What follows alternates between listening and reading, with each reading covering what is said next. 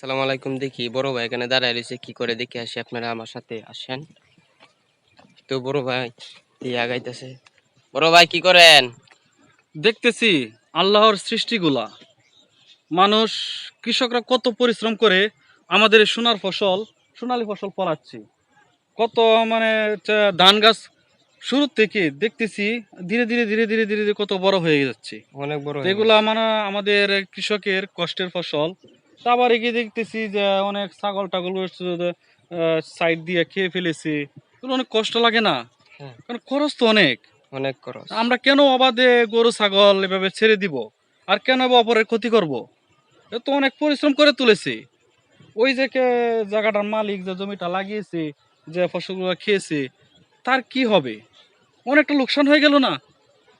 তা আমরা সবাই, আমাদের যাদের ছাগল অথবা গরু বকরা বকরি আছে, তারা অবশ্যই ওইগুলা কোন জায়গায় যাচ্ছে, কারো কোনো ক্ষতি করতেছে কিনা, অবশ্যই এগুলো খেয়াল রাখতে হবে, তাই না? হ্যাঁ হ্যাঁ, আমরা অবশ্যই সবাই খেয়াল এগুলো রাখবেন। খেয়াল রাখবো ইনশাল্লাহ। তো সকলেই খেয়াল রাখবেন।